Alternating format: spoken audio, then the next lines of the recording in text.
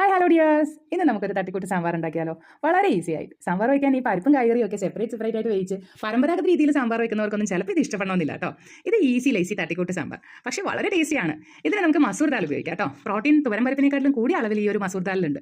ഒരു കുക്കറിൽ കുറച്ച് വെള്ളവും അതിൽ അരക്കപ്പ് മസൂർ ദാലും കൂടെ തന്നെ ഒരു ഉരുളക്കിഴങ്ങ്, ഒരു സവാള, ഒരു തക്കാളി, 5 പല്ല് വെളുത്തുള്ളി, 2 പച്ചമുളക് ഇതൊക്കെ അരിഞ്ഞ് ചേർക്കാം. വെളുത്തുള്ളി അരിയൊന്നും വേണ്ട കേട്ടോ.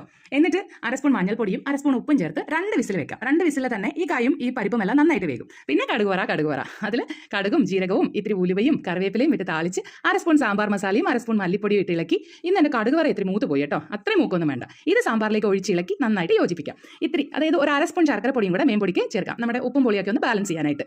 പിന്നെ കുറച്ച് മല്ലിയില ഉണ്ടെങ്കിൽ അതും തൂക്കിക്കോ. തട്ടിക്കൂട്ട് സാമ്പാർ റെഡി. ചൂടോടെ ഇഡ്ലിയുടെ കൂടെ ഒന്ന് കഴിച്ചു നോക്കിയേ. ആഹാ. പിന്നെ ഈ തട്ടിക്കൂട്ട് പാചക പരീക്ഷണങ്ങൾ മാത്രമൊന്നും അല്ല കേട്ടോ. ഞാൻ ഒരു ഓൺലൈൻ വർക്ക് ചെയ്യുന്നുണ്ട്. വളരെ കംഫർട്ടബിൾ ആയിട്ട് വീട്ടിലിരുന്നുകൊണ്ട് എനിക്ക് ഇഷ്ടമുള്ള സമയത്ത്. ഞങ്ങളുടെ ടീമിൽ ഒരുപാട് ലേഡീസ് ഉണ്ട്. കേരളത്തിൽ നിന്നും തമിഴ്നാട്ടിൽ നിന്നും ഒക്കെ ആയിട്ട് ഒരുപാട് പേര്. വളരെ രസകരമാണ് കേട്ടോ ഞങ്ങളുടെ വർക്ക്. കൂട്ടുകൂടി സ്ട്രെസ് ഒന്നും ഇല്ലാതെ ഒരുപാട് കാര്യങ്ങൾ പഠിപ്പിച്ചും ഒക്കെ ഇവിടെ വർക്ക് ചെയ്യാം. ഇൻവെസ്റ്റ്മെന്റ് ഒന്നും തന്നെ ഇല്ല കേട്ടോ.